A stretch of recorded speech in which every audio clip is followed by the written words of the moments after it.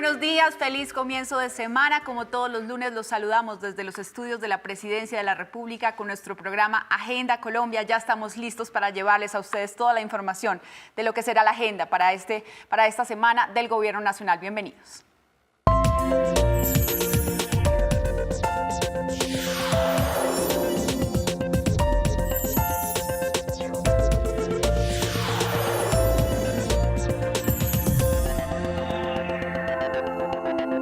Agenda Colombia.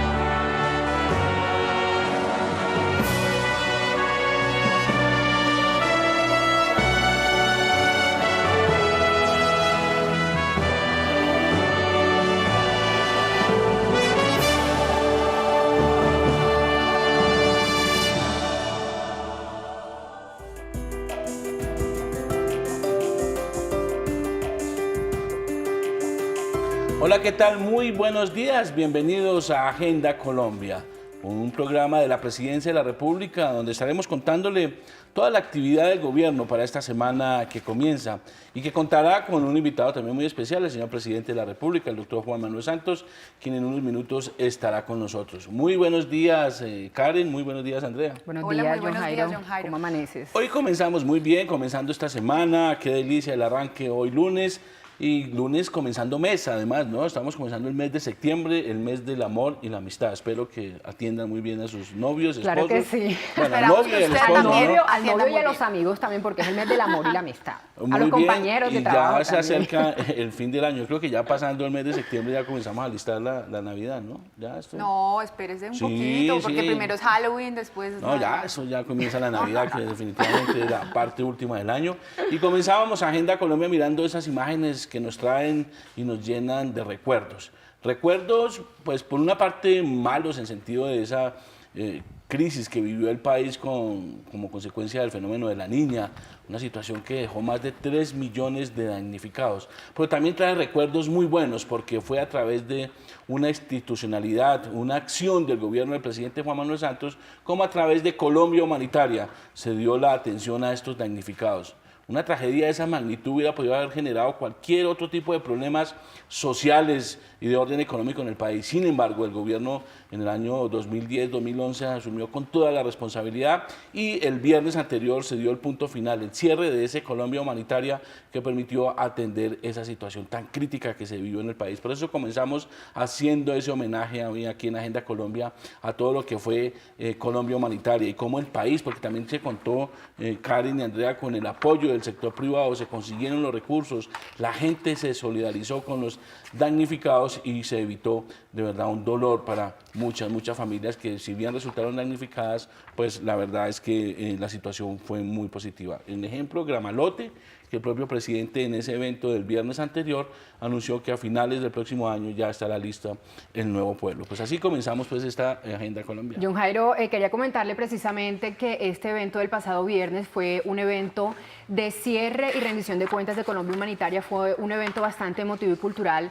porque llegaron aquí a Bogotá algunos grupos artísticos de algunos departamentos como Chocó y también de Norte de Santander, específicamente del municipio de Gramalote. Ellos son personas que resultaron afectadas por la temporada invernal, pero que a pesar de todo sacaron fuerzas y siguieron cultivando durante estos últimos años todo el tema artístico y cultural y llegaron aquí a Bogotá, agradecerle personalmente al presidente Juan Manuel Santos toda la ayuda que recibieron con el programa Colombia Humanitaria. Entonces fue bastante un evento bonito, muy emotivo, ¿no? Hubo exactamente. lágrimas, hubo risas, Sí. Y la hubo verdad, todo un poco. la verdad es que sí hay que hacer un gran reconocimiento a todas las personas que tuvieron que ver con Colombia Humanitaria. Nosotros que tuvimos la oportunidad de vivir todo ese proceso de cuando inició Colombia Humanitaria, de cómo más que, digamos, las ayudas materiales eran ayudas espirituales y ayudas, apoyo para toda esa gente que vivió la peor tragedia de nuestra historia.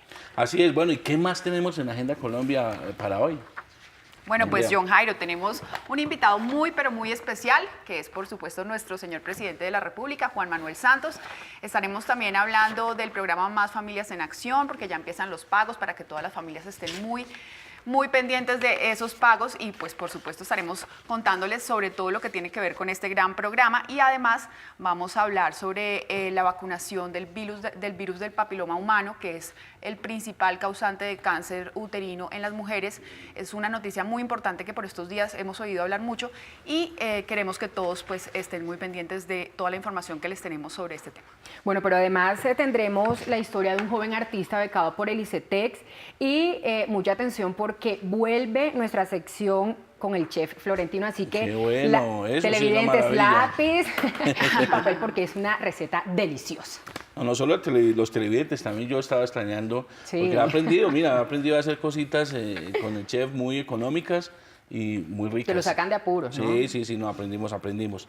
Pero bueno, antes de entrar en materia, antes de comenzar a hablar con ese tema que comentaba Andrea de Familias en Acción y los pagos, el cuarto pago que se inició la semana anterior, quiero que veamos estas imágenes y comenzamos la Agenda Colombia con esas noticias positivas que siempre nos gustan, que es el caso de nuestros deportistas, porque también fue un fin de semana de grandes éxitos, de grandes logros y de grandes resultados.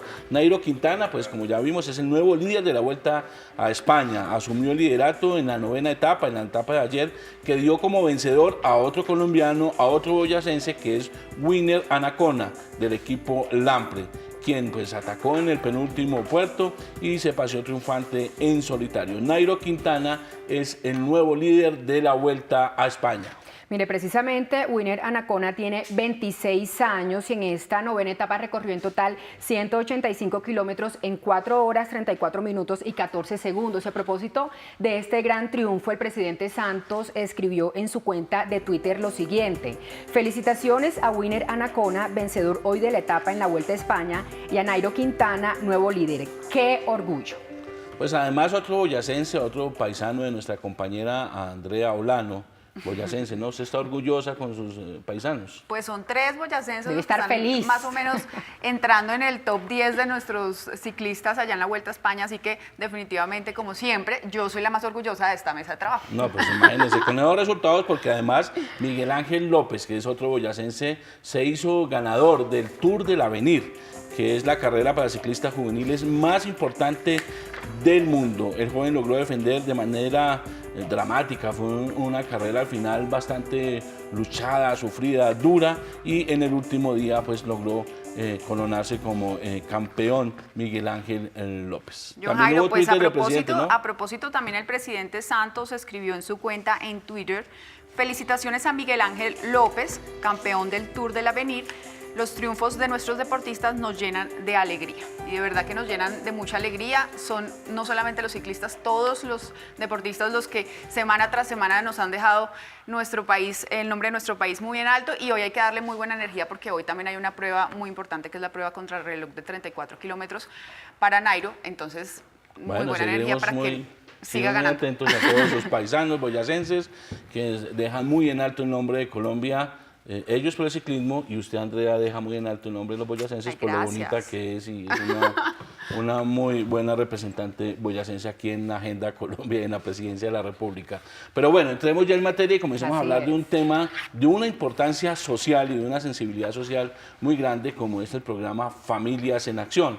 Como le decíamos, pues ya comenzó la semana anterior el cuarto pago del subsidio para estas familias, y para hablar de este tema, pues, ¿qué más que invitar a los expertos? Y nos acompaña aquí en Agenda Colombia la subdirectora del Departamento de la Prosperidad Social. Ella es la doctora Mariana Escobar. Buenos días. Doctora Escobar, muy buenos días y muchas gracias por madrugar y estar aquí en Agenda Colombia.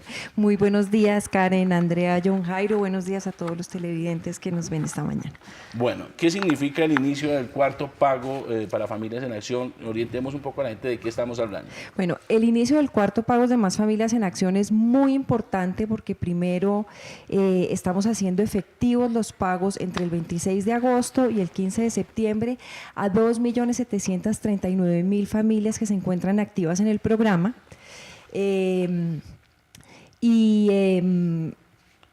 ¿Cómo se inicia? Sí, digamos, es la vez que se hacen los pagos más altos en la historia del programa, lo que Sí. quiere decir, por una parte, que las familias están cumpliendo con los compromisos del programa de forma cada vez más juiciosa, los niños están yendo a sus controles de talla y peso, los niños están asistiendo al colegio y por otra parte tenemos un enorme compromiso por parte de los rectores de los colegios, las IPS y las EPS. Ujú.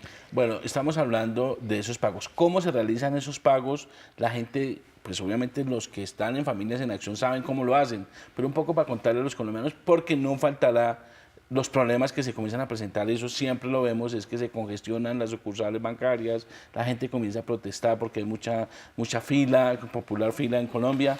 A ver, ¿cómo es el pago de estas familias, de estos subsidios? Bueno, lo primero que es muy importante tener en cuenta es que los pagos del programa de Más Familias en Acción son pagos escalonados, es decir, que se llevan a cabo durante 2 o 3 semanas cada vez que se hace un ciclo de pago. ¿Por qué? Primero porque estamos pagando 2.739.000 subsidios condicionados a las familias y tenemos diferentes canales para hacer la entrega de los recursos. Hay familias a quienes se les entrega el subsidio a través de una cuenta de ahorros del Banco Agrario, hay familias que reciben el subsidio a través de DaviPlata y hay otras familias que reclaman su subsidio en otros puntos de pago diferentes como corresponsales o bancarios, etcétera, y generalmente pues eso hace que el programa pues se demore varias semanas en hacer el pago. Por ejemplo, en este momento se están haciendo los pagos de manera exitosa en las ciudades principales del país, Cali, Medellín, Barranquilla, Bogotá. La próxima semana estaremos entrando a Huila, norte de Santander, Risaralda y una parte muy importante de Antioquia entre el 2 y el 3 de septiembre esta semana y así irán haciéndose los pagos de manera sucesiva hasta el 15 de septiembre. Las personas que tienen cuenta en el Banco Agrario, es muy importante que se comuniquen a un número del Banco Agrario que ya les voy a entregar y pueden estar haciendo también la consulta en los cajeros y en los puntos de pago del Banco Agrario. Las personas que tienen la cuenta en DaviPlata recibirán mensaje de texto informándoles la fecha de su pago. Así que es muy importante que las familias estén pendientes. Ahí tenemos la línea. Claro, ahí ¿sí? tenemos la línea 0180911888. De dificultad leer ahí. Tremendamente. Volvamos a Sí. colocar, me parece muy importante que volvamos y que mantengamos esa línea por un rato ahí en la pantalla mientras está la doctora con nosotros para poder comentar bien donde la gente puede definitivamente informarse. Karen. Subdirectora, quiero hacerle una pregunta. Hemos hablado de los subsidios, pero ¿qué requisitos deben cumplir esas familias para acceder a este subsidio? Es decir, ¿a quién se le paga este dinero? ¿Por qué se les paga? ¿Y cuánta plata se les da? Sé que son varias categorías, ¿no? Sí. Okay. A ver, vamos a empezar. Las personas que tienen derecho al programa, es muy importante recordar que Más Familias en Acción es una ley de la República. Así que esto le genera un derecho a unas franjas de la población que son las más vulnerables del país. En primer lugar, aquellas familias que son las más vulnerables en el puntaje del Sisbén. Tenemos el acceso preferente para las familias que están en la Red Unidos, para las familias que están en situación de desplazamiento y para las familias que son indígenas. Así que es muy importante y eso hace que hoy en día tengamos 2.069.000 familias que entraron al programa por puntaje de Sisbén. Tenemos 131.000 familias de comunidades indígenas cuyas inscripciones continúan a lo largo de este año. Tenemos 570.000 familias que están en situación de desplazamiento y 570.000 familias aproximadamente que están en la Red Unidos. Eso por un lado, esa es la población objetivo del programa. Sí. Segundo, una familia en promedio puede recibir hasta 140.000 pesos de incentivo cada mes, que se paga cada 2 meses, pero realmente los subsidios varían dependiendo del lugar donde viva la familia y dependiendo del nivel de escolaridad de los niños y las niñas y los jóvenes. De las condiciones de la familia. Exactamente. Entonces eso quiere decir que las familias que viven en Bogotá, que son familias que eventualmente tienen una posibilidad de mayor acceso a ingresos, así estos sean informales y sean precarios, reciben un incentivo que es menor a las familias que se encuentran en los municipios más vulnerables, es decir, municipios que tienen una incidencia de pobreza por encima del 70%, donde pues el acceso al ingreso precario es aún más complejo para las familias, y también el incentivo crece conforme los chicos van aumentando su grado de escolaridad, lo que genera un incentivo para evitar la deserción escolar, sobre todo en los grados más altos, que es donde es más complejo mantener a los jóvenes entre 9º y 11. ¿Hay alguna regla, doctora Escobar, sobre para qué tienen que utilizar las madres de familia los incentivos o simplemente lo utilizan en lo que quieran? Mire, lo que es más sorprendente, digamos, realmente el incentivo está pensado para que los niños se alimenten mejor y para que los niños tengan todos los medios para poder tener, digamos, un buen proceso escolar. Pero realmente pues es muy complejo uno vigilar exactamente qué hacen las madres o los padres titulares con los recursos. Pero lo que hemos encontrado de manera extraordinaria es que en su gran mayoría las madres utilizan los recursos, o sea, en familias que tienen un ingreso muy precario e inestable, las madres tienen clarísimo el uso de los recursos y generalmente se invierten en una mejor nutrición de los niños y las niñas y en que los niños y las niñas tengan sus útiles escolares, muchas veces en transportar a los niños hasta el colegio, etcétera. Así que creo que en ese sentido hay una enorme responsabilidad por parte de los padres de familia en este proceso. Yo sí quiero volver al tema de los pagos, porque pues es muy común que se presenten los problemas de que la gente comienza a protestar porque no le llega el pago a tiempo. Entonces, volvamos un poco a orientar. Si yo soy una familia que siempre ha recibido el subsidio y hoy no me ha llegado ninguna notificación, hoy no sé dónde o qué debo hacer, ¿cuál es la recomendación para esa familia hoy que la está viendo aquí a través de Agenda Colombia? Okay. Lo primero es recordar siempre que los pagos son escalonados. Esto no es como que pagamos en un día o en 2 días o en 3 días. Recuerden que este país es muy grande, tenemos un número enorme de familias que están vinculadas al programa, así que como pues les dije, es importante tener en cuenta que los pagos ocurren en un lapso generalmente de 3 semanas, donde iniciamos por las ciudades más importantes, seguimos con ciudades intermedias y así se van sucesivamente dispersando los pagos hacia las zonas rurales, etcétera. Eso es muy importante. Ya les dije, es importante que los que están en el Banco Agrario puedan hacer la consulta en el número gratuito, la línea gratuita nacional, y hagan las consultas por el audio o los cajeros del Banco Agrario. Los beneficiarios de DaviPlata recibirán mensajes de texto, así como los demás beneficiarios, que también pueden dirigirse a la línea gratuita nacional del DPS, que es 018-095-1100. En Bogotá pueden llamar al 595-4410. Muy importante, 018-095-1100, línea gratuita del DPS. La gente puede llamar ahí y preguntar cuándo le toca el pago. Naturalmente, con su número de cédula pueden acceder a la información que necesiten con relación a su pago. Entonces, ese es un primer tema. Segundo, es muy importante tener la claridad de que se han cumplido las respectivas condicionalidades para recibir el pago. Si las madres no están en capacidad de entregar los certificados de que los niños efectivamente asistieron a los controles de talla y peso y cumplieron con los requisitos de asistencia escolar, pues el incentivo será retenido hasta tanto se pueda hacer la respectiva verificación por parte del programa. Doctora Escobar, una preguntita. ¿Hay algún tiempo máximo por el cual las familias reciban ese incentivo o simplemente va hasta cuando ellas lo necesiten? Porque hay muchas críticas referentes a que el programa resulta muy asistencialista, cosa que pues hay muchas formas de decir si es o no asistencialista, pero yo creo que también debe haber como un tiempo, un lapso en el que las familias reciban o no el subsidio. Sí, efectivamente, a ver, yo creo que el programa ha venido reduciendo el tiempo promedio de duración de una familia en el mismo. las primeras familias, las primeras cohortes de familias que ingresaron al programa tenían un tiempo de permanencia en promedio de unos 8, 10 años. Ahora lo vamos reduciendo y yo creo que el tiempo ideal sería uno tener a las familias entre 4 y 5 años. Eso es un tema que hay que mirar.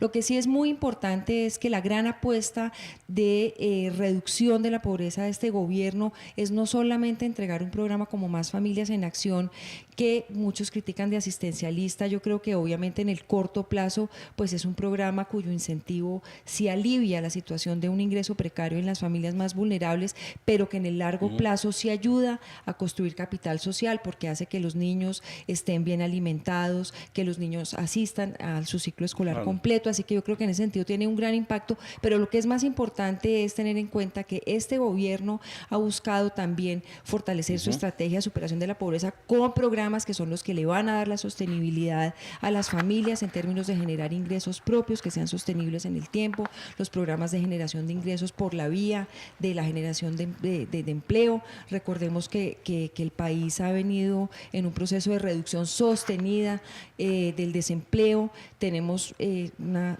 récord histórico de mantener el desempleo en una cifra, y esto también es muy importante tener en cuenta que la mayor participación en ese nuevo empleo formal es de aquellas personas que se encuentran en mayor vulnerabilidad. Eso es un gran logro. También estamos dando mucha formación y herramientas para que las familias más vulnerables tengan acceso a activos productivos y puedan generar ingresos propios. Así que yo creo que también uno tiene que mirar, ¿no? Es una cadena, es un contexto de política que es bien importante tener en cuenta. Doctor Escobar, quiero hacerle una pregunta en cuanto a las filas que se presentan, por ejemplo, en estos días cuando las familias reciben estos pagos, y algo que es cierto es que hay muchas madres de familia que van con los niños en brazos, que van abuelitos. ¿Cuál es ese llamado o cuáles son esas recomendaciones que se les puede dar a las familias para evitar de pronto desórdenes, exactamente, o largas filas que tienen que madrugar y todo eso?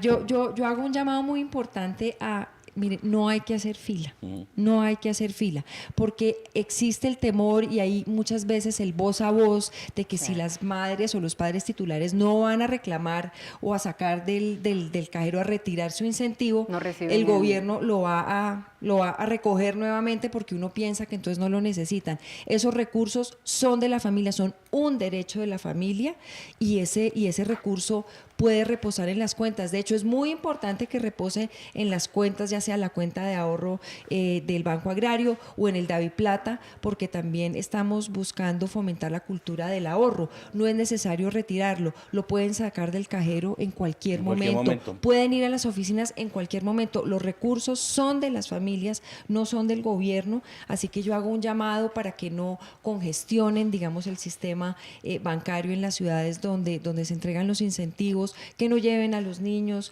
que no generen, digamos, estas situaciones porque no es necesario. Muy bien, pues muy importante la recomendación, muy importante este tema para evitar precisamente que, como sucede en el pasado, se comiencen a dar esas congestiones, comiencen los avivatos, también los que comienzan a hacer filas en las madrugadas y después venden el cupo que por la fila. Pues, o situaciones de riesgo para las madres y los padres, que en muchas ciudades, pues digamos, los amigos de lo ajeno están pendientes de los días en que hay masivamente reclamo del incentivo, y hay pues muchos casos en que las madres a la vuelta de 3 cuadras las atracan, le quitan la plata. Entonces realmente yo creo que es mejor hacer una acción, digamos, tranquila, en que las madres, cuando tengan que ir a retirar su plata, la retiren y no la tienen que retirar toda. Pueden ir sacando poco a poco lo que se va necesitando. Pues muy bien, doctora Escobar, muchas gracias por estas recomendaciones, muchas gracias por esta orientación muy importante, y estamos muy atentos. Aquí en Agenda Colombia tiene el espacio para, si usted nos llama y nos dice, vean, necesitamos aclarar porque hay problemas, aquí estaremos dentro de 8 días ayudando al DPS en todo lo que se necesite para que efectivamente la gente pueda recoger estos incentivos o recursos y no se presenten problemas con alteraciones pues de lo que sucede generalmente cuando hay estas convocatorias. Pero bueno, quiero cambiarle un poco de tema rápido. ¿Y qué tal usted para la cocina, doctora Escobar? Me encanta.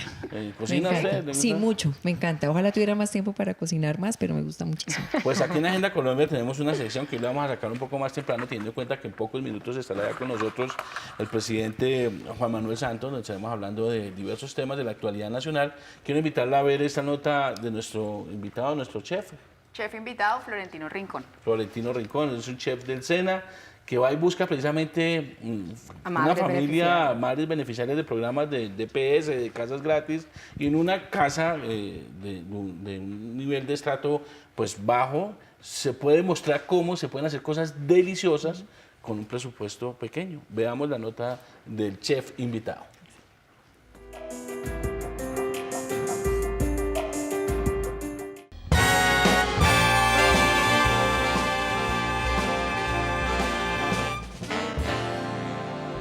¿Cuántos somos? 6, 6. ¿Y cuánto tenemos? 5. O sea, nos toca ya 600 pesos cada uno. ¿Qué nos comemos con 600? Hartas cosas. ¿Sí? Vamos a mirar qué nos quedó de ayer. Vamos a hacer una tortilla de papa, una tortilla española. Y vamos a hacer una ensalada de frijoles.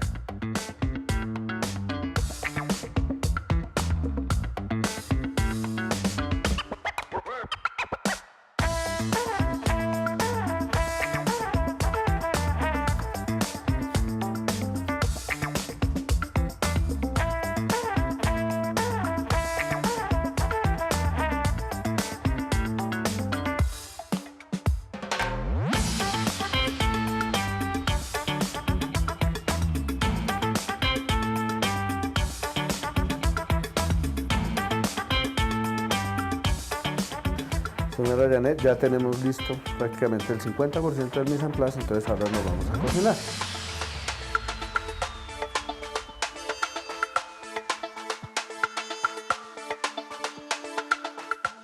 ¿Sí? Nunca le coloquemos sal a la carne hasta que no tome este color cafecito, ¿cierto? Porque si no se nos va a secar. Aquí vamos a cocinar la papa para que no tengamos que doble cocción, ¿sí ves? Entonces aquí la hacemos de una vez, así que le colocamos la cebolla y la carne ya precocida. Luego le colocamos los huevos que ya tenemos previamente batidos y dejamos que se forme la tortilla. Y la vamos a voltear de esta forma. El huevo ahí. Una vez nuestra tortilla lista, vamos a colocarle a nuestros frijoles la cebolla, el tomate. Le vamos a adicionar la mayonesa, por aquí la teníamos, ¿sí? Y tenemos lista nuestra ensalada, señora Janet. ¿Cómo la ve? Bueno, se ve muy deliciosa. ¿Quiere probar? Bueno. Porque nosotros siempre, ponga la Un manita, poquito. nosotros siempre somos los primeros en probar. Delicioso. No me pique.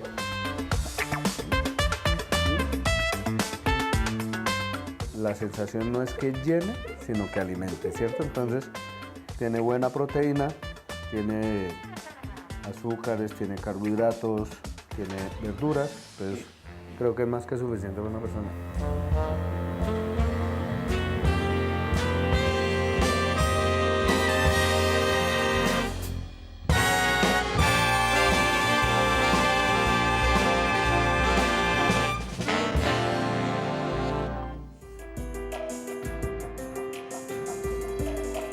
Bueno, ¿qué tal?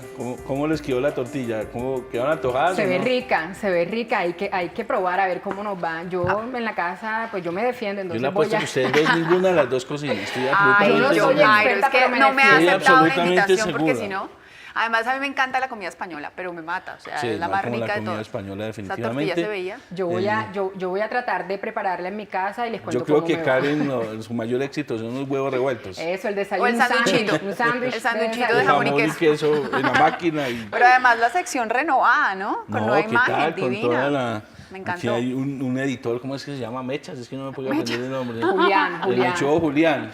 Dejémoslo Julián Sabogal, Julián la mejor. verdad es que es un gran editor, es una persona que, miren, y él se apersonó del chef y va a estar haciéndolo con Camila Pinzón, van a estar haciendo el chef. Diversas Ya no nos va a recetas. faltar cada 8 días ese consejito de hacer un buen plato. Y bueno, para amor y bonito amistad barato. nos cae de perlas. Esperamos para las recomendaciones para sorprender a la Pero pienso novia que o esposa, a sí, ustedes, a su novio o al a su novio. esposo. Deberían de pronto traer la pruebita y nosotros aquí le damos como el visto bueno a Sí, cada con receta. esta- No, es una buena idea. A esta hora Creo que quedaría Julián y perfecto. Camila Pinzón comen toda la tortilla, no trajeron ni un pedacito. Pero bueno, Sigamos más con más temas en la Agenda Colombia, esas historias que tanto nos gusta resaltar aquí, ¿no, Andrea y Karen? Así es, John Jairo. Hoy les tenemos una noticia que seguro les va a gustar a todos los padres de familia y tiene que ver con el ICETEX, que es una entidad del gobierno que no solamente está apoyando a los jóvenes para que entren a carreras tradicionales, sino que además ahora está apoyando también a todos esos jóvenes talentos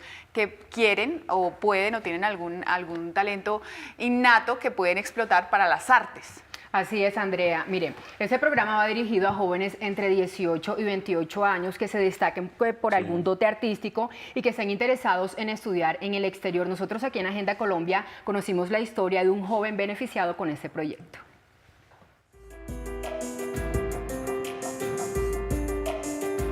Juan Camilo González es un cartagenero de 23 años, músico clarinetista que actualmente es beneficiario de la beca Jóvenes Talentos, que otorga el ICETEX para apoyar el mejoramiento de la calidad académica, científica y cultural del talento colombiano.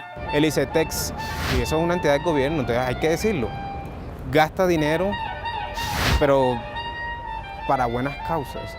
Entonces, las becas Jóvenes Talentos son la mejor inversión para mi juicio que hace el ICETEX. Porque definitivamente hay talento ahí en todas partes, pero los recursos no los hay. Desde los 15 años de edad, Juan Camilo gestó su sueño tras escuchar la magia del clarinete.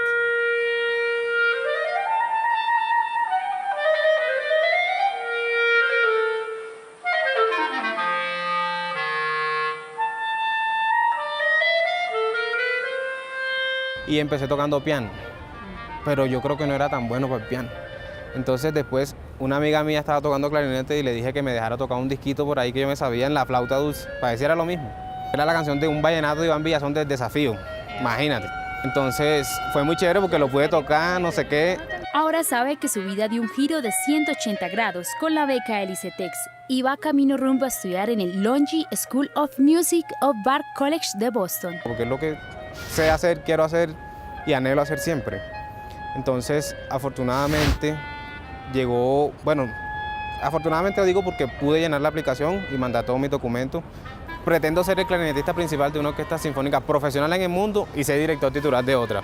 Y así como Juan Camilo, otros 53 jóvenes recibieron créditos condonables para que perfeccionen sus conocimientos y refuercen su talento en centros académicos de alto reconocimiento internacional. Los beneficiarios eligieron su país de preferencia y el tipo de educación formal o no formal que desean realizar en el exterior.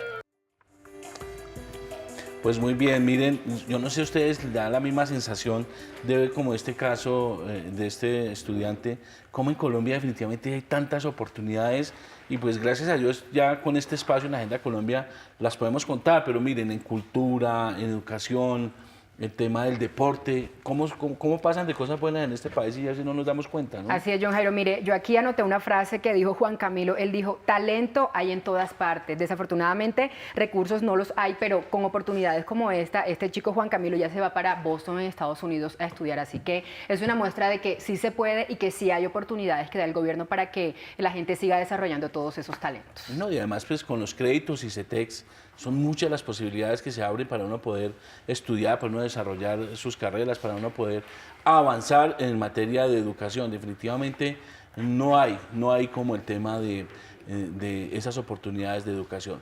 Pero ya en pocos minutos estará con nosotros el presidente Juan Manuel Santos, pero ¿qué dice Andrea? Vamos a comentarnos un poco de la agenda digital que usted nos prepara para todas las semanas. Claro que sí, John Jairo. Tenemos las noticias del mundo en las que Colombia fue protagonista esta semana. E iniciamos con una editorial del prestigioso diario El Comercio de Perú titulado ¿Por qué nos gana Colombia? El periódico hace una comparación entre el manejo reciente de la economía peruana y el comportamiento de la colombiana.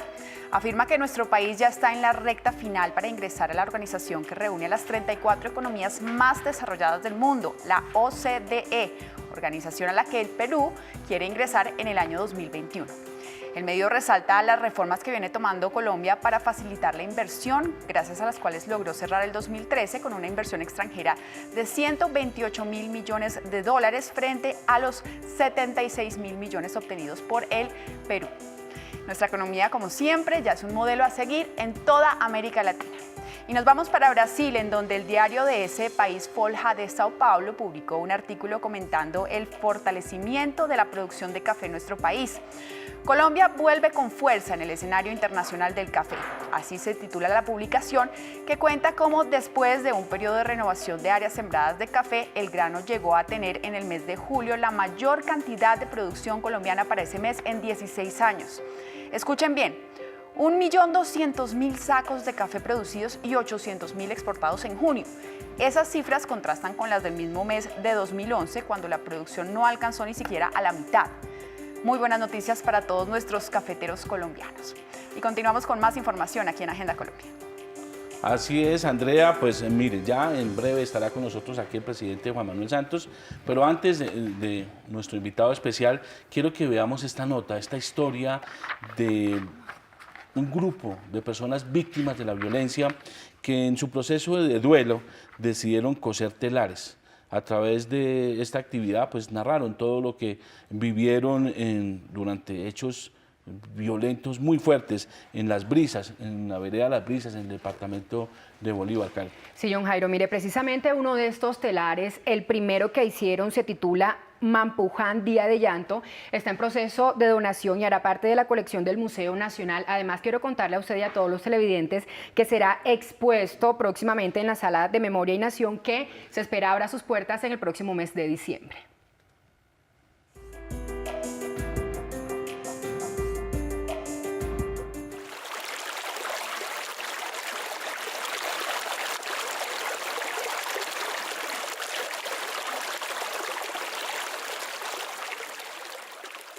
Bueno, en el año 2000, exactamente el 10 de marzo, hubo una incursión paramilitar.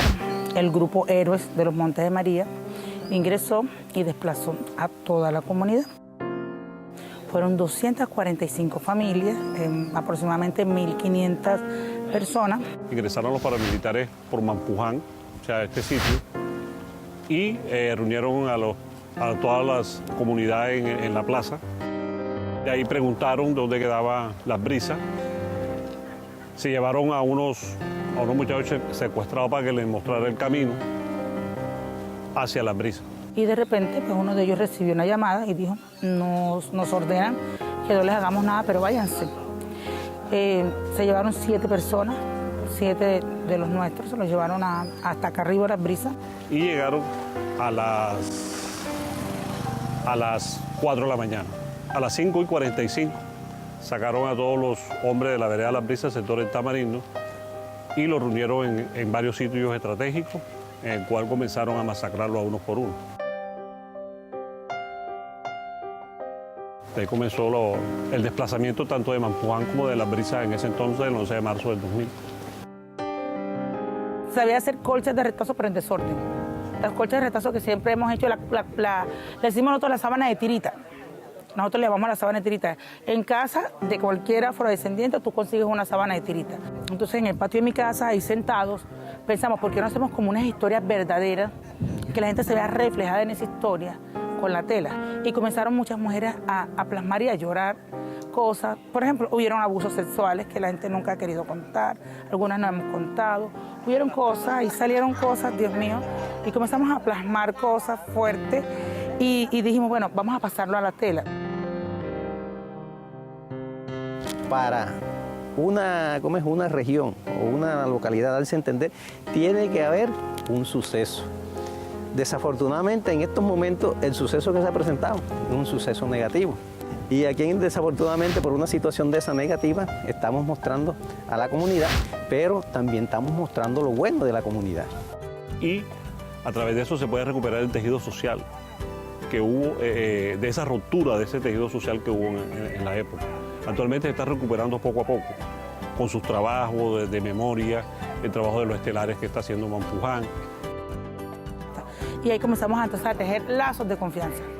Tosíamos, llorábamos, pero ya después, último, reíamos, nos soltábamos y eso nos sirvió muchísimo. Ese manto es el que está ahora ya donado, decimos la donación, al Museo Nacional.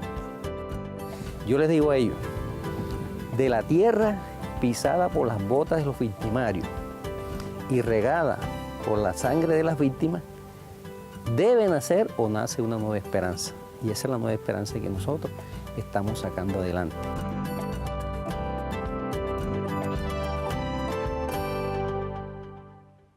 Son definitivamente estas grandes historias las que reconfortan y las que muestra que Colombia, definitivamente, a pesar de los duros momentos que ha pasado, es un país con esperanza y es un país con mucho futuro. Y bueno, ya está con nosotros aquí nuestro invitado cumpliendo la cita de todos los lunes, porque creo que ya se va a volver rutinaria la cita, el cumplimiento de la cita con Agenda Colombia por parte del presidente de la República, el doctor Juan Manuel Santos. Presidente, muy buenos días y feliz comienzo de semana. Buenos días, don Jairo. Buenos días, Andrea. Buenos días, Karen. Muy complacido de estar nuevamente con ustedes.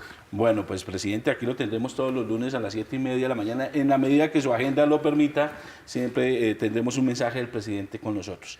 Bueno, comencemos y entremos en materia porque pues el tiempo aquí es corto y aprovechemos al máximo al presidente. Quería comenzar, señor presidente, con su declaración ayer en la apertura de la Caminata de la Solidaridad, además que fue un evento muy emotivo al comienzo y pues usted habló, presidente, de un tema que está generando mucha coyuntura, mucho debate, que es el tema de la vacuna contra el papiloma humano. El llamado usted a la población a la tranquilidad y obviamente la solidaridad suya con el pueblo, que quizás es lo más importante y con esas 300 niñas. Pero en últimas, presidente, el mensaje que usted quiere dejar ahí en ese tema, ¿cuál es para que los medios nos ayuden a entregar ese mensaje y están muy pendientes en Carmen de Bolívar de esta entrevista? Pues el mensaje, primero, decirle a las niñas que el gobierno hará y está haciendo todo lo que esté a nuestro alcance para ver qué es lo que realmente está sucediendo. Ahí hemos tratado de cuidar a estas niñas, de ver qué les pasa, de acompañarlas. El ministro debe llegar hoy o mañana a Carmen de Bolívar para acompañar a las familias, porque es muy importante, y es el mensaje de fondo, que no se confundan lo que significa una política de vacunación que el gobierno y el país, porque no solamente el gobierno mío, sino que viene de tiempo atrás, pero que nosotros hemos logrado poner en una situación realmente excepcional en la región. Colombia es el país que más niños vacuna y que más vacunas le ponen a los niños y son totalmente gratis. Eso es un avance en materia de salud excepcional y eso no lo podemos perder. Por eso este caso en particular, el caso de la vacuna contra el virus del papiloma humano, pues tiene que tratarse con mucha responsabilidad. No se ha logrado encontrar, no se ha podido encontrar un vínculo entre lo que le está pasando a estas niñas en Carmen de Bolívar y la vacuna. O sea, no hay una relación de lo uno con lo otro, a pesar de que se ha ido a buscar esa relación, muchos científicos, todo tipo de organismos nacionales e internacionales. Y por eso es importante abordar este problema con mucha responsabilidad, porque ¿qué está pasando? ¿Y qué puede pasar? Que eso es lo que tenemos que evitar a toda costa, que la gente pierda confianza en el sistema de vacunación. Ya veía yo el personero de alguna ciudad diciendo, no, vamos a prohibir la vacunación. Hágame el favor, eso lo que hace es dar un paso atrás en una política supremamente importante y de gran trascendencia para salvar vidas. Y veo a otra gente y ciertos voceros diciendo hay que tener mucho cuidado porque aquí se está obrando sin el permiso de los papás, sin el permiso de las familias, tampoco. Aquí se ha obrado con una gran responsabilidad. Colombia es ejemplo, así lo dice la Organización Mundial y la Panamericana de la Salud. Colombia es ejemplo de una política social efectiva en materia de vacunación. Y volviendo a lo del papiloma humano, seguiremos buscando cuál fue la causa y qué pasó ahí con estas niñas. Seguiremos acompañándolas, pero lo que sí quiero ser claro es que no hay relación entre la vacuna y lo que le está pasando a estas niñas. Así haya coincidencias, porque dicen es que las niñas se vacunaron todas, sí, pero se vacunaron millones de niñas adicionales, no solamente aquí, sino en el mundo, y no les ha pasado eso. Mi propia hija se vacunó y lo único que me dijo y lo que le ha pasado es que la vacuna duele mucho. Un poquito, es una vacuna que aparentemente duele. Yo me acuerdo cuando lanzamos el programa en Sincelejo, el año 2012, la queja de las niñas era esa, que era una vacuna que dolía por la forma como se aplica, pero hay que actuar con responsabilidad. Pues presidente, precisamente para mostrar la responsabilidad del gobierno y cómo se ha actuado, hoy Chile está anunciando que inicia el programa masivo de vacunación contra el virus del papiloma humano. Y usted aquí nos dice, nosotros la iniciamos en el 2012. Eso muestra pues el sentido de responsabilidad. Pero bueno, aquí hagamos una encuesta rápido. Karen, ¿ya se vacunó? Le tengo que decir, señor presidente, John Jairo y Andrea, que aún no me he vacunado. Pero es una tarea que tengo pendiente y prometo hacerlo prontamente. Sí, claro, John Jairo. Yo, como muchas mujeres, mi hermana, mis primas, todas estamos vacunadas. Nunca me pasó absolutamente nada. Y creo que, como lo ha dicho el señor presidente, también tiene que ver con un tema como de sugestión, ¿no? Que ha ocurrido en diferentes países. Pero mire, presidente, una de las razones, usted le dio la instrucción al ministro que se dirigiera a Carmen de Bolívar. El ministro va a ir entre mañana o el miércoles, nos ha dicho, pero ¿sabe qué estaba pasando y qué estaban reportando? Que la gente lo estaba esperando para hacer una protesta, para hacer linchamientos. Es decir, ¿qué llamado le puede usted hacer a la ciudadanía, hombre, a la gente allá para que se calme? No, pero además hay gente que aprovecha estas situaciones para hacer exactamente lo que usted está diciendo. Sería muy triste que semejante esfuerzo que se está haciendo con Carmen de Bolívar, porque además dicen, no, que es el agua. El agua, Carmen de Bolívar, por primera vez en la historia tiene agua. Con un gran esfuerzo hicimos una inversión muy grande y hoy Carmen de Bolívar tiene acueducto. No le ha prometido, creo que 8 o 9 veces en los últimos 100 años y nunca había llegado el agua. Tiene agua. Se ha venido invirtiendo en otras cosas, que ahora con esta situación, que nada tiene que ver con la vacuna, que vayan protestas en contra del gobierno por razones políticas, me parecería que no es la forma correcta de proceder. Y usted precisamente hacía ese llamado ayer a los medios de comunicación, ¿no, presidente? De que contribuyeran a explicar más el fondo y no quedasen simplemente buscando cómo la gente protesta por el tema. Sí, depende a quién le pone uno el micrófono, depende a quién escoge uno. Yo soy periodista, yo sé exactamente cómo se hacen esos ejercicios de reportería. Y sí, hacía un llamado a algunos medios, porque otros han sido muy responsables, que tengan cuidado, que no permitan que los micrófonos sean utilizados para crear toda esa psicosis de crisis y de miedo, que eso es lo que más se irriga en una situación como esta. Aquí lo que hay que mantener la calma, ir detrás de los resultados científicos y actuar con responsabilidad. Y las niñas no van a quedar desamparadas, el gobierno estará apoyando siempre. Las niñas están ahí acompañadas y lo que decía Andrea es cierto.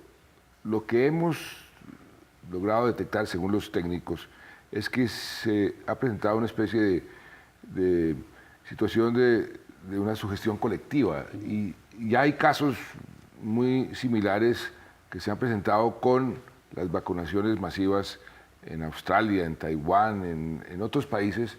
O sea, ya hay precedentes de esto.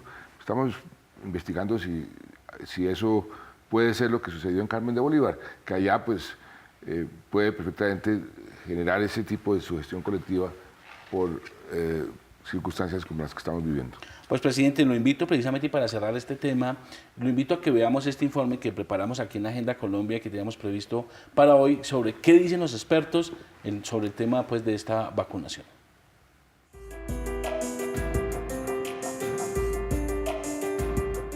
El virus del papiloma humano pertenece a una familia viral que tiene muchísimas subclases y dentro de esas subclases se encuentran, por ejemplo, los virus que producen los mezquinos o las verrugas que se producen en la piel, son virus del papiloma humano. Pero hay algunos tipos de esa familia que particularmente producen una infección que está más en los órganos genitales externos y que se asocia con enfermedad benigna, que pueden ser las verrugas genitales, parecidas a las de la piel, pero un poco más agresivas en su crecimiento, o condilomas también se llaman, y algunos que se asocian con cáncer. Lo que hace la vacuna es cuando estas niñas que ahora tienen 15, 16 años, tengan 25, 30, 35, 40 años, no vayan a morir de cáncer de cuello uterino.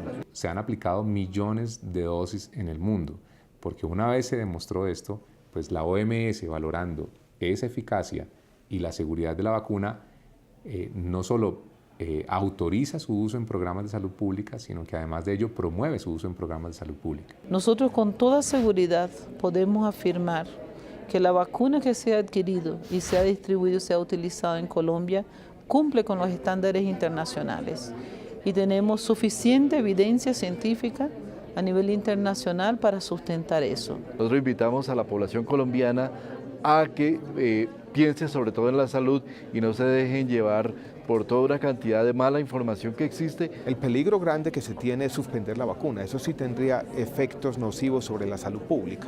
Lo que queremos es tranquilizar la comunidad, pedirle responsabilidad a la comunidad y a los medios de comunicación, que yo creo que han hecho inferencias causales equivocadas, han hecho la conexión entre unos síntomas que nos preocupan, pero que nada tienen que ver con la vacuna. Que después del tabaco, el virus del papiloma humano es el segundo cancerígeno en humanos, responsable por alrededor del 4 a 5% de los casos de cáncer en el mundo. Prevenir que al menos el 65 al 85% de mujeres colombianas en el futuro no tengan cáncer cérvico-uterino implica una mejoría sustancial de calidad de vida. Nosotros invitamos a los padres de familia a que crean en la vacuna, que piensen que tenemos en Colombia más o menos 6.600 casos al año de presencia del cáncer de cuello uterino y 3.300 mujeres que mueren al año por esta causa. Entonces yo lo que le digo es a la niña, a la mamá de la niña, al papá de la niña, a sus maestros y profesores, a la comunidad entera, esta vacuna es fundamental para evitar, dijéramos, una patología terrible que puede comprometer la vida de la niña años, dijéramos, después. Pues ahí está, señor presidente, todas las posiciones, inclusive expertos internacionales, hablando sobre las ventajas y lo que representa esta estrategia del gobierno y esta campaña nacional de esa vacunación. Sí, y nuevamente, a las comunidades no se dejen manipular por personas que quieren pescar en río revuelto. Me imagino que aparecerán abogados tratando de demandar y sacarles plata. No se dejen manipular, actuar con responsabilidad como corresponde en casos como este. Bueno, presidente, otro tema que quería tocar con usted es que usted estuvo en Pasto la semana anterior y se tuvo una reunión con los líderes de opinión y los periodistas allá, y usted hizo pedagogía y está haciendo pedagogía sobre el tema de la paz. Mira, hay un tema que a mí me llamó la atención y que me gustaría compartirlo acá en Agenda Colombia con todos los televidentes, y es que usted contó ese momento en el cual usted decidió, o desde qué momento usted está pensando en que la paz es posible, porque muchas críticas dicen que a usted se le ocurrió de la noche a la mañana, que después de que fue presidente entonces decidió que la paz era el camino. Usted, ¿desde qué momento usted está pensando que la paz es posible?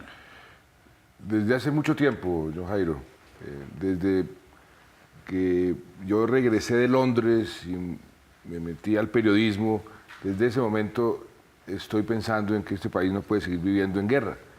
Y desde ese momento he venido estudiando los procesos de paz en muchos países. Aquí en Colombia, en Bogotá, hicimos un seminario, me acuerdo, en un sitio que se llama la Abadía de Montserrat.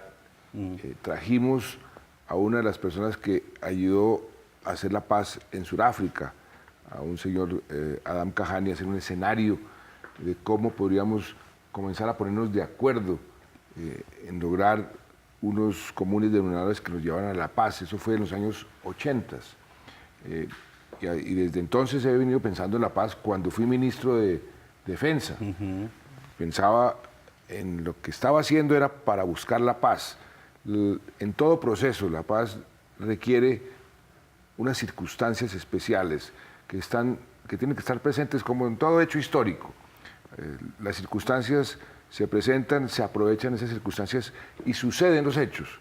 Nosotros, infortunadamente, no hemos encontrado o no habíamos encontrado esas circunstancias, entre otras cosas, por ejemplo, la correlación de fuerzas militares entre la guerrilla y el Estado colombiano no era una correlación favorable a lograr un proceso exitoso. Durante el Ministerio de Defensa logramos, en cierta forma, cambiar esa situación, comenzamos a golpear las estructuras no en su base, sino en su cabeza. Y eso ayudó muchísimo a generar esas circunstancias que desde el primer día, como presidente, he querido aprovechar, porque cuando las circunstancias se presentan hay que aprovecharlas. Y todo esto ha sido cuidadosamente planeado, esto no ha sido nada improvisado. Yo tengo una serie de asesores internacionales desde el primer día, personas que han tenido experiencia real, la persona que en cierta forma fue el principal negociador en Irlanda del Norte, una persona que fue el arquitecto del acuerdo de Camp David entre Israel y Palestina, uno de los negociadores del FMLN en la paz de El Salvador. Todos ellos y muchos más han venido asesorándonos paso a paso. Cada paso lo evaluamos, mire, podría suceder esto, podría suceder aquello, esto es lo que hay que hacer, y por eso hemos avanzado, y creo que es importante que el pueblo colombiano entienda que esto nada ha sido improvisado, que hemos avanzado muchísimo, que todavía falta mucho camino por recorrer, que aquí no estamos negociando nada que vaya a cambiar fundamentalmente nuestra estructura económica, nuestra estructura política en cuanto a nuestra institucionalidad, y que este proceso tenemos que aprovecharlo porque los dividendos de la paz son infinitos y los costos de continuar esta guerra a otros 20 o 30 años también son infinitos. Precisamente, presidente, y uno de los temas que la gente no termina por no entender y que es importante en su caso en esta pedagogía es, si tuvimos el ministro de Defensa que más duros golpes le dio a la guerrilla, que por primera vez desde que usted asumió se le metió, como decimos popularmente, al rancho a la guerrilla, ¿por qué termina como presidente negociando entonces la paz? Porque toda guerra debe buscar es la paz. Y en eso, a través de la historia, eso no es algo colombiano. Para un soldado, la paz es la victoria. Y toda guerra termina en una negociación. Toda guerra termina en una negociación, en una mesa sobre cómo terminarla. Las guerras no pueden ser eternas. Nosotros nos acostumbramos en Colombia a vivir en guerra porque llevamos 50 años en guerra. Es el conflicto armado más largo, yo creo que en este momento, del mundo, si excluimos lo de Israel y Palestina como conflicto armado, pero en el caso, de todas formas, del hemisferio occidental, el único y el más largo en la historia. Y eso tenemos que terminarlo. Es que lo que queremos en Colombia es ser un país normal, un país tranquilo. Somos un país anormal. Tenemos un conflicto armado, tenemos una guerra interna que nos está causando unos daños terribles, no solamente en los últimos años, sino décadas, medio siglo de guerra. Eso es lo que tenemos que terminar. Presidente, importantísimo este tema de la paz, pero quisiera cambiar un poquito de tema para hablar de un tema bastante importante para todos los colombianos. La semana pasada usted entregó una excelente noticia para todo el país y dijo que según el último informe del DANE, la cifra de desempleo disminuyó de 9.9 a 9.3%. ¿Qué significa esto para todos los colombianos? Eso significa, Karen, que llevamos 47 meses seguidos bajando la tasa de desempleo mes tras mes frente al mismo mes del año anterior. Eso no lo tiene ningún país del mundo. Y eso significa más trabajo, más oportunidades de empleo para los colombianos. En este último mes, según el DANE, se crearon 240.000 empleos. Y tenemos que seguir, porque todavía hay más o menos 2,5 millones de colombianos que están desempleados, que están buscando empleo y no lo encuentran. Y por eso tenemos que seguir con un crecimiento económico alto, generando las condiciones para ir aumentando la base que permita emplear más gente. Ese ha sido una prioridad del gobierno desde el primer día también, porque sabemos que en la mente de las familias colombianas el empleo es lo que le permite a esas familias tener un ingreso que le dé de comer a los hijos, que le permita ir al colegio. El empleo es todo para las familias colombianas, y por eso el gobierno tiene como prioridad generar empleo permanentemente, y afortunadamente lo hemos logrado y tenemos que seguir insistiendo. Presidente, precisamente usted se ha trazado unas metas muy ambiciosas para estos próximos 4 años en el tema precisamente del empleo, de llevar la tasa del 9 al 7.5 y de generar mucho más empleo. ¿Las condiciones económicas están dadas para que eso pase en los próximos 4 años? el gran reto es mantener la economía creciendo a un ritmo alto, como afortunadamente hemos logrado colocar la economía en una senda muy positiva. Desde también el primer día del gobierno nos propusimos que los indicadores fundamentales de la economía había que irlos mejorando para tener las condiciones necesarias y suficientes para que la economía crezca a tasas altas. Ya estamos ahí. Y el gran reto, porque eso depende de muchas circunstancias, de muchos factores, es mantenernos ahí o crecer más. Por ejemplo, la paz nos va a permitir crecer más. Por ejemplo, las inversiones en las concesiones de cuarta generación, esas carreteras que están apenas adjudicando las licitaciones, vamos a verla en unos 6 meses o un año, ya las obras propiamente dichas, eso nos va a permitir crecer más. Las políticas de vivienda, las políticas industriales, todo eso es lo que nos va a permitir seguir creciendo a tasas altas, y ese crecimiento se traduce en 2 cosas muy importantes. Una, en mayores ingresos para el Estado para poder hacer inversión social y luchar contra la pobreza, y de ahí uno de nuestros pilares, la equidad. Y lo segundo, que también tiene que ver con la equidad, es seguir generando empleo, puestos de trabajo para la gente que no tiene y que está buscando, o para la gente que tiene para que no la pierda. Contrasta esto precisamente con un informe que hoy se conoce, presidente, y es el de la Asociación Nacional de Instituciones Financieras, un centro de estudios muy importante, donde pinta un panorama más que todo en el tema fiscal complejo. Dice que las situaciones no se están viendo fáciles para la economía colombiana.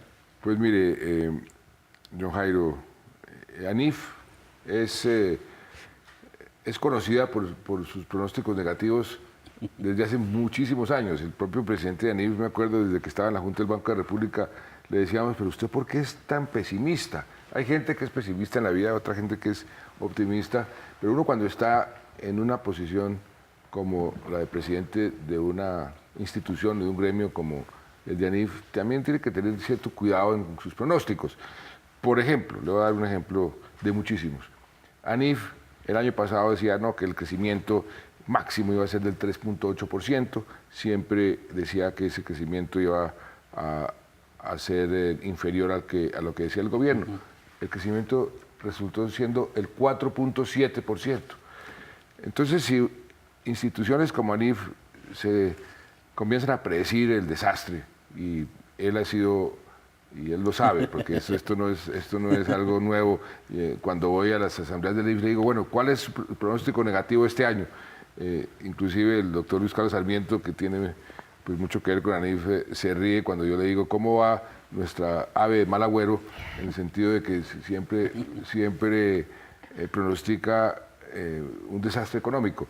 Ahora, lo que sí me pareció curioso en la entrevista de ANIF, del presidente de ANIF, es que dijera que no le gusta la disciplina fiscal, que la regla fiscal, que es un despropósito, no me acuerdo qué palabra utilizó. Eso sí me parece curioso, porque si hay algo que los economistas en general, la comunidad internacional ha venido aplaudiendo de Colombia, y los inversionistas han venido reaccionando positivamente, es precisamente nuestra regla fiscal, las reformas que hemos hecho para que no nos suceda lo que le ha sucedido a otros países de América Latina o lo que le sucedió a Europa por su indisciplina fiscal. Entonces, eso sí me pareció curioso. Yo voy a ver si lo llamo a preguntarle por qué está como tan crítico de algo que para cualquier economista es de gran importancia, y es que mantengamos las finanzas públicas en equilibrio. Pues precisamente cuando usted fue ministro de Hacienda y yo trabajaba en un medio privado y lo cubría, la gran angustia en ese momento, en el año 2002, presidente, era la indisciplina fiscal y el problema fiscal que tenía tan grave el país. Pues nos tocó manejar la peor crisis económica que ha vivido Colombia en los últimos 80 o 100 años. Presidente, hay un tema que preocupa mucho y es el de las tasas de interés. También el viernes el Banco de la República volvió a incrementar las tasas de interés. ¿Esto va a tener algún momento un freno? ¿Esto no puede afectar ese buen ritmo de la economía que usted ha querido impulsar? Todo esto está conectado. Sí. Las tasas de interés tiene un impacto en el crecimiento de la economía porque encarecen el crédito, la gente deja de prestar tanto o deja de consumir tanto, y eso todo está conectado. Por fortuna nosotros tenemos una política económica y unas instituciones que mantienen el manejo, en este caso la política monetaria, con mucha responsabilidad y mucha independencia. No se le olvide, don Jairo, que el Banco de la República tiene una junta independiente, el único del gobierno que asiste a esa junta es el ministro de Hacienda. El banco tiene que tener en cuenta las expectativas de inflación. La Constitución le impone al banco que tenga como prioridad controlar la inflación, porque la inflación al fin y al cabo afecta mucho el bolsillo de los colombianos. Ahora, ha venido subiendo las tasas de interés, yo diría que porque veo una economía que está creciendo como demasiado rápido y tiene que ponerle un freno para que no se haga recalentar. Si usted me pregunta a mí, yo creo que ya llegaron al tope. Deben llegar, el 4,5% es lo que los técnicos dicen que debería ser la tasa de interés en este momento para continuar con un crecimiento alto. Y yo sí pensaría que no hay espacio para subir más. Ahí podría afectar el crecimiento de la economía, y en ese orden de ideas pues yo le haría un llamado al Banco de la República para que mantenga ese 4,5% y no lo siga subiendo, y permitamos que la economía se desarrolle con los indicadores que hoy tenemos, entre otras cosas porque el entorno en la región no es el mejor. Esta última semana vimos cómo Brasil entró en recesión, digamos oficialmente. ¿Cómo se mide eso? Cuando un país durante 3 trimestres tiene un crecimiento negativo, entra oficialmente en recesión. Y infortunadamente para la región y para el mundo. Pero para la región, Brasil entró en recesión la semana pasada porque completó 3 trimestres con crecimiento negativo. Perú hizo una revisión de su crecimiento a la baja. Creo que la cifra que utilizó es 4,2%, cuando Perú era el país que más estaba creciendo en los últimos años en América Latina. Por eso para los colombianos es tan importante mantener, primero, la confianza. Segundo, las políticas que nos permitan crecer. Nosotros decimos que de pronto vamos a crecer al 5%, vamos a ser el país que más va a crecer de toda América Latina este año. Y el gran reto, repito, de acuerdo a su pregunta hace algunos minutos, es mantener ese crecimiento. Y todo eso hay que sincronizar, las tasas de interés con las políticas fiscales, con las políticas de inversión. Todo eso hace que la economía se mantenga. Por fortuna, vamos bien. Por supuesto que tenemos problemas, tenemos dificultades, tenemos obstáculos, pero en términos generales vamos bien, y vamos a seguir manejando la economía con el criterio de responsabilidad fiscal, pero al mismo tiempo de tener los recursos para poder hacer las inversiones, sobre todo en lo social. Hablábamos también la semana pasada en un evento de la inauguración de una gran inversión que hizo Unilever. En Colombia, sí, señor. Cómo la política social de Colombia, la que hemos venido desarrollando en estos últimos años, está trayendo inversión, porque como estamos sacando gente de la pobreza a un ritmo más alto que otros países, entonces aquí están viendo oportunidades de mercado. Muchos productos que la gente comienza a consumir por primera vez porque salió de su pobreza, porque tiene ingresos, y eso se traduce en más inversión, en más empleo. Todo eso es lo que hay que sincronizar para poder tener una economía saludable en el largo plazo. Muy bien, presidente. Y ya para terminar en el tema económico, una pregunta anecdótica, más que todo para cerrar, y es, se posesionó el director de Planeación Nacional, el doctor Simón Gaviria, la semana anterior. Planeación, como usted lo dijo, es el corazón de todo el tema de inversión y del desarrollo social del país. Pero mire, los medios se quedaron, fue en la foto suya con el presidente Gaviria, y después ustedes se reunieron en el despacho. Así a manera de chismecito, ya para cerrar, que eso los periodistas aquí están que me escriben, que le pregunten el tema. ¿Qué pasó después en la reunión que estuvo con el despacho de Gaviria? Porque muchos especuló que las relaciones siguen deterioradas, que la situación mejoró.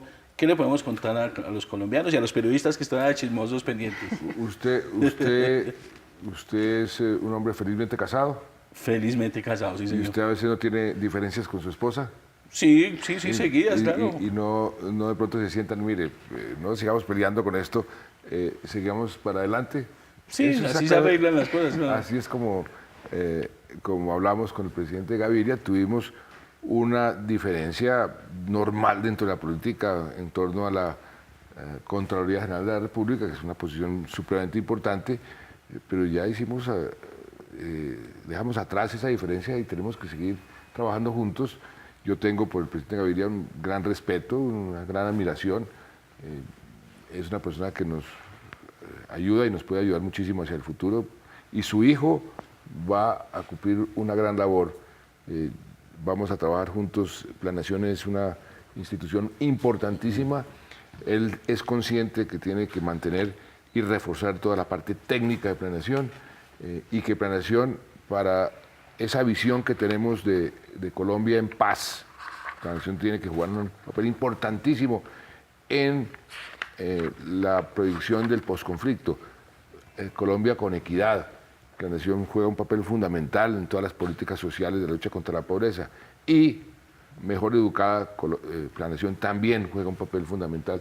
Entonces vamos a trabajar todos juntos por esa Colombia en paz, con equidad y mejor educada.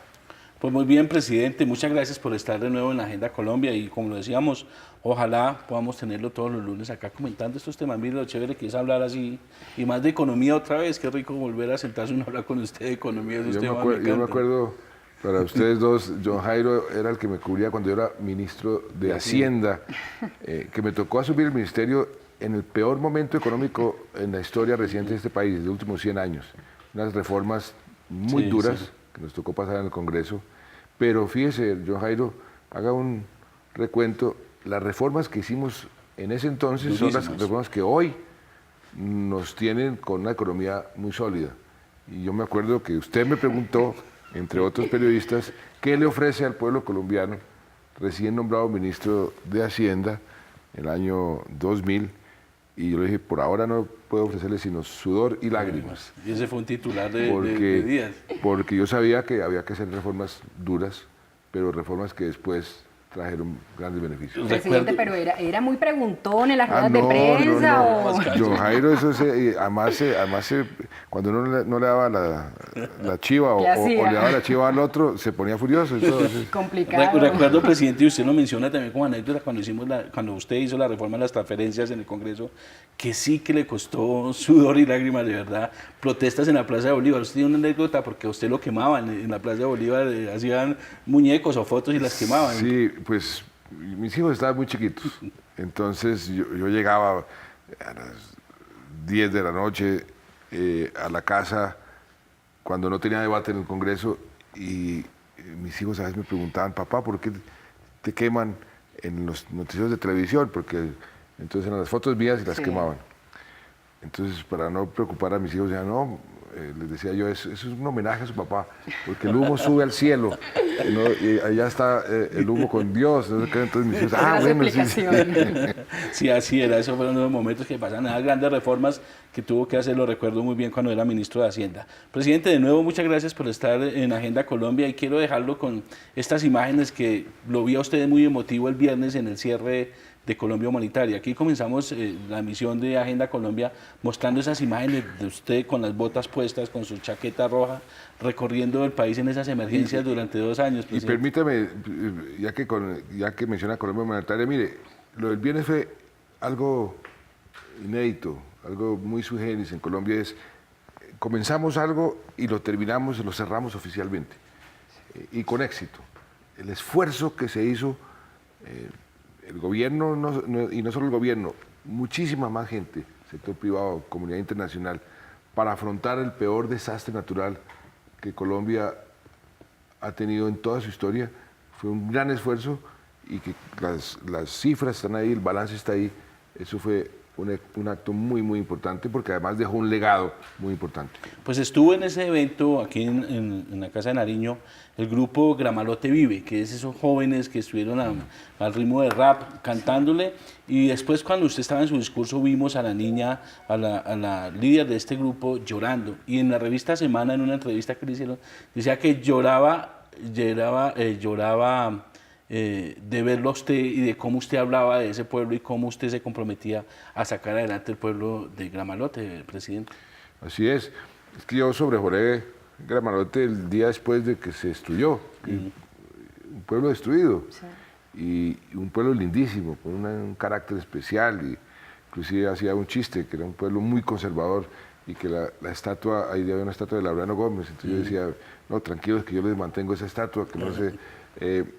y pues reconstruir el pueblo ha sido muy difícil porque toda esa zona es inestable. Y inicialmente teníamos un sitio donde nos habían dicho que la gente quería que fuera ahí, y cuando ya íbamos a comenzar, los estudios geológicos dijeron, no, esto también es inestable. Y ahí nos tocó tomar una decisión muy difícil, que fue volver a comenzar de nuevo, porque sería una inmensa irresponsabilidad con las futuras generaciones que el día de mañana volviera a desaparecer el pueblo y no tuvieron la precaución. Entonces eso nos demoró todo, pero ya afortunadamente eso va marchando, y yo espero, y ese es parte de mi dolor de cabeza permanente, pero ahora mi propósito, que a finales del año entrante podamos inaugurar el nuevo pueblo de Gramalote. Muy bien, señor presidente, pues los dejamos con esas imágenes, con ese canto que hicieron estos jóvenes al ritmo de rap sobre Gramalote Vive. A ustedes muchas gracias por su atención y feliz semana.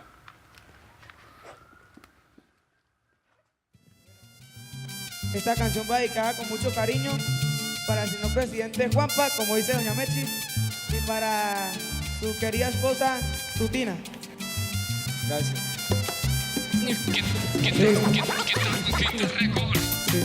Sí. Quinta con Quinta Records. Ya.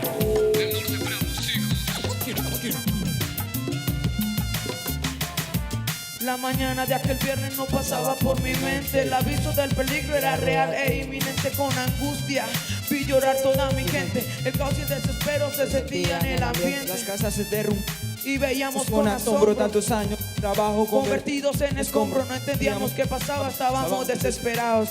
Una mala broma, un chiste mal contado. La familia preocupada no paraban de llorar, y la grieta nos seguían los pasos al caminar. Salimos de nuestra tierra, obligados nos tocó, y vimos que un bello pueblo la montaña se tragó. Tuvimos que refugiarnos en casa de familiares. Nos regamos por el norte, también por otros lugares. Una cruda enseñanza queda escrita en los murales. Hoy no hay ricos, hoy no hay pobres, hoy todos somos iguales. Si se puede luchar, si se puede sentir, si se vale querer ver mi tierra surgir, se puede soñar, se puede cantar, aunque la vida se muestre tan dura al andar. Si se puede luchar, si se puede sentir, si se vale querer ver mi tierra surgir, se puede vivir, se puede reír, aunque la vida sea dura, yo voy a seguir. Ha pasado un par de años y siguen estando presentes. Los recuerdos de mi pueblo van grabados en mi mente. Las comparsas, nuestro juego, los amigos y vecinos. Seguiremos siempre juntos, aunque por otros caminos. Mesas y ya vemos resultado. Gramalote no es fantasma, su gente no lo ha olvidado. Represento las costumbres, la y alegría. Seguimos haciendo historia, pues somos historia viva, viva donde viva. Y a donde quiera que vaya es hermoso recordar mi pueblito y sus montañas, el clima que nos tocaba y el cielo que nos cubría, como ese café caliente para aquella noche fría. Algunos podrán decir que dejemos de luchar, que empecemos desde cero sin importar el lugar. Olvidar de nuestra tierra puede parecer sencillo, para ti solo era un pueblo y para nosotros paraíso. Si se puede luchar, si se puede sentir, si se vale Gramalote querer mi vive. tierra surgir, se puede soñar, se puede cantar, que la vida se muestre tan dura al andar. Si se puede luchar, si se puede sentir, si se vale querer ver mi tierra surgir, se puede vivir, se puede reír, aunque la vida sea dura, yo voy a seguir. A Juan Manuel Santos le venimos a cantar con estas palabras para motivarlo más, reiterando su compromiso con él. Seguimos. Sí.